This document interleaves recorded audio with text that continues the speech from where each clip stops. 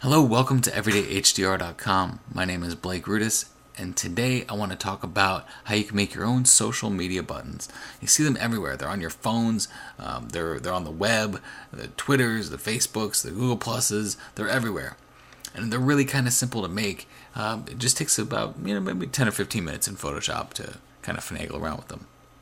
Now, this one that you see here is kind of an advertisement that I did for Adobe Photoshop CC, and regardless of how much we like it or not, CC is set in stone, and it's due to be released very soon. I'm kind of excited for it.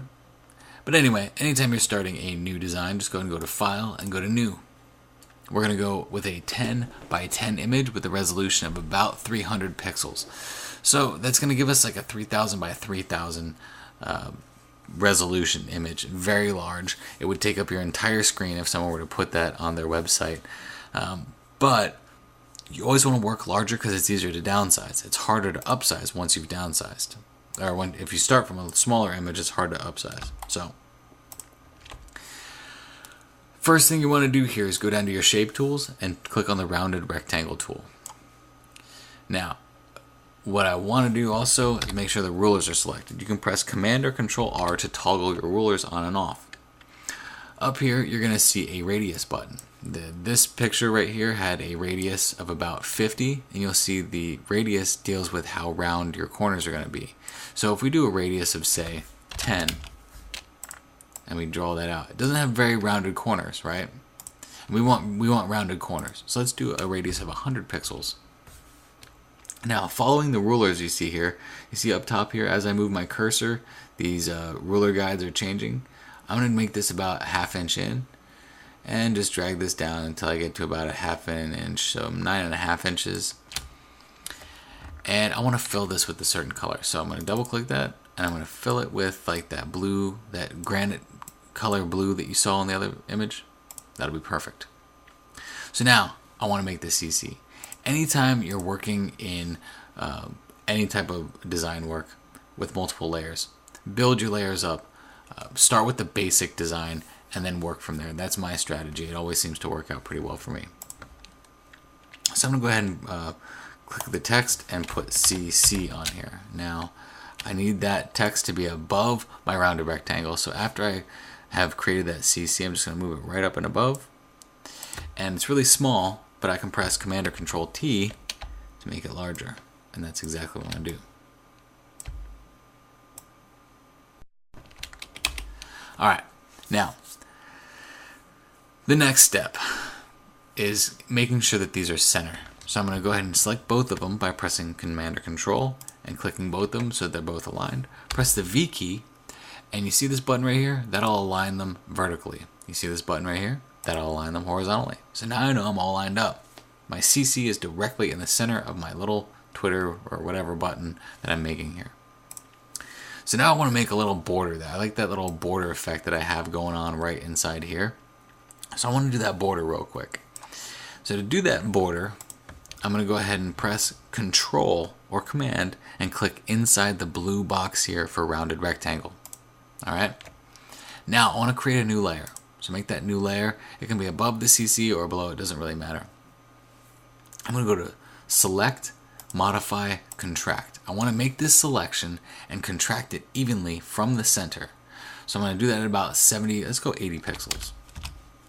That'll contract it in 80 pixels. Alright. Now I'm going to go to Select, Modify, and then I'm going to select a border. I'm going to do the border about half of what the selection was to begin with. Press OK. Now I'm going to press Shift F5, and I want to fill this with a certain color. Preferably something like what I had for that granite blue. That should be fine. Something around there would be okay. A little too blue, but we'll work on that. And the CC, I want to change the color of that too. I'll select that color blue up there. We'll just make them all. There we go. That'll work. So I've got a baseline here. I've got the design laid out. Now I need to do some of the fun work. And that fun work is if I double click on the rounded rectangle anywhere outside of it, it's going to make a layer style. I want to bevel and emboss the edges of that. I want to do a pretty deep bevel here. pretty large sized. Not quite touching that border. I don't want it to touch my border, but just below it. And then soften it up a little bit. See that hard edge on there? We can soften it up a little bit. That works. It's perfect. Now I'm going to do a different bevel and emboss for each one of these. The border, I'm going to do a different bevel and emboss. Again, a pretty good depth here. I think I might want to make this something different than the inner bevel. Don't like the outer bevel. I like the emboss. Let's do emboss. Let's do that. Let's just tone it down a little bit. Soften that up a little bit too. Alright. Now the CC. Double click the CC, bevel and emboss. Let's give that one a good bevel and emboss too.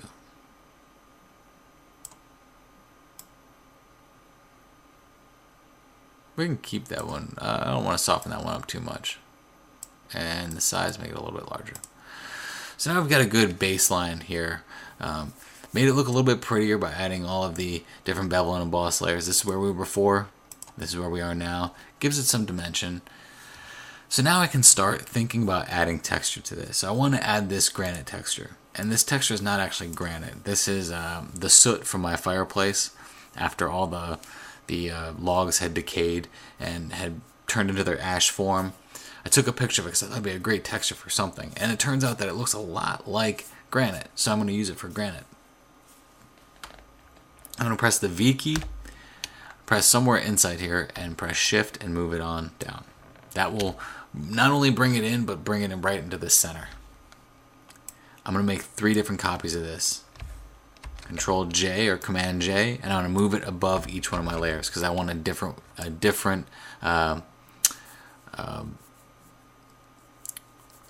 sorry, losing train of thought here. I want a different texture for each one of these so I can modify them differently. Press Alt, and that'll put it right inside that CC. This is called a clipping mask. Anytime you have something above something else and you press Alt, it will take what's above it and put it right inside the other thing. It doesn't, it's kind of like a mask. They call it a clipping mask, but you don't see the masking happen. It's just, it takes that object that's right above it and places it right inside the other one. And I'm going to do the same thing here. Press Alt and put it inside that border, and then press Alt here. Oops, not there, sorry. Press Alt here and put that right above the rounded rectangle. And where I was pressing Alt, if you press Alt or Option, I should say, on the Mac, and click right in between those 2 layers, you'll see that clipping mask appear. So we've got ourselves a pretty good idea of what it's going to look like. Now we can play with blending options. So I want to change the blending options on each one of these texture layers independently, so different. I'm going to click on the texture layer right above the rounded rectangle, and I'm going to look at my different blending options. Usually luminosity is where I start, and then I move my way up. And you can cycle your way up by selecting one of these and then scrolling up, and it will go through each one of them independently. Oh, hard light looks pretty good. Overlay, not too bad. So for me, it's a toss between hard light and luminosity. And I think I'll go luminosity because I want to push that background back. I don't want to have that big contrast between white and dark on that layer. But I wouldn't mind something like that on the CC layer and also on the border layer. So I will do something like hard light on those. And that'll just help pronounce those a little bit better and pull them away from the background. Okay. So, kind of like what we've got going on here, there's one thing that we need to do, and it's really kind of, again, push the envelope here between our text and our background. And what I don't like about this is that it looks like I just placed the C's on top of the background and put a bevel around it. So what I'm going to do is in between the C's and the lower level here, I'm going to add a new layer. Basically inside the sandwich, this texture, or the text and background sandwich, I need to put some meat in there. What I'm going to put in there is a layer that has some depth to it. So I'm going to select the brush tool by pressing B. Make sure my colors are set to default, so they're set to black and white. And I'm just going to kind of freehand paint here, nothing too crazy. The C, underneath the C where the bevel is, paint the black area. And it's nothing like too scientific or crazy. I'm just kind of painting here.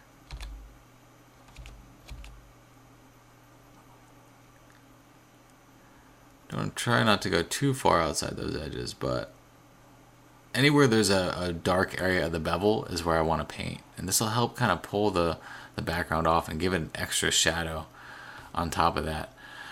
But what I also want to do is also paint on the highlights too. So if you press the X key, it'll switch between those two default colors, and it'll paint your white underneath the areas that should be white. And then what I want to do is take the opacity here and just drop it way down. And any of these areas that got out of hand, like this one right here, there's a huge shadow there. I can just add a mask here and paint in black, and that will help kind of pull that stuff real close to its shadow area instead of being so far out like it was here. And that area doesn't look right there, so I'm just going to get rid of it completely.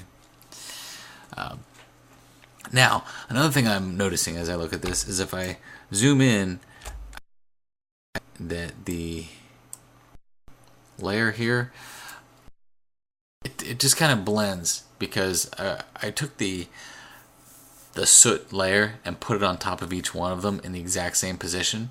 So if I want to make it look like someone carved this out of stone, I need to move the texture that's on the C's. So I'm going to click on that texture layer, press V, and just kind of move it up and at an angle a little bit.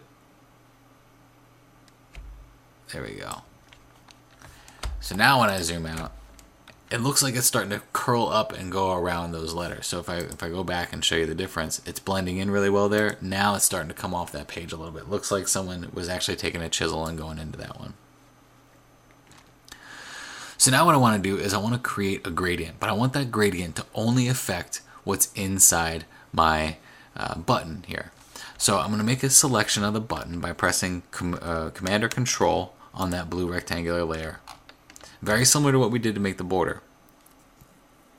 Now I'm going to select a new layer and go to I need to make a gradient. So select Adjustment Layer and go to Gradient.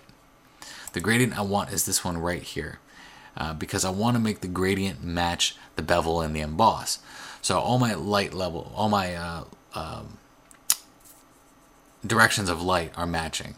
So it would look kind of odd if down here I had light when the bevel and emboss down here is dark. So I want to choose this one and press OK. And change that angle so that the black is at the bottom. Press OK. Now I'm going to change this to something like Overlay or Soft Light. Much better. So now what we can do is we can go ahead and hide that background layer, and we can actually delete that background layer. Let's double click it, press OK, and just delete it. So now we've got an invisible background layer. What you can do from here is you can save you can shrink this down by going to Image Size. Shrink this down to the size of the button that you need for your website. Whatever your website recommends that your width and height be, go ahead and match those. Press OK, and then you can save it as like a PNG and put it right on your website so that the background disappears when you put it into your spot. Same if you're doing some kind of advertisement or something like that on your website also, just similar to what I did yesterday. One last thing, because it's bugging me, is the soot looks a little too detailed here. So what I'm going to do is go to Filter and go to Blur, and go to Gaussian Blur, and let me unclick my preview. I think 1.5 will be perfect. Now on all these other texture layers here, I can select them by pressing Control or Command and clicking on both of them, and then pressing Control or Command F, and that'll do the same filter action on here that was done on the previous one. As long as you go up to Filter and you see that your last filter was a Gaussian blur, and that you press Control F to get that. So that was the quick rundown on how to make your own buttons. I mean, you can obviously do a whole lot more with it from here. I'm just giving you a crash course. You can use texture. You don't have to use texture. You can get creative with it. You don't have to center everything. You can off-center things. Just have fun with it, play with it, and hope you enjoyed this tutorial. Have a great weekend. Again, I'm Blake Rudis with EverydayHDR.com.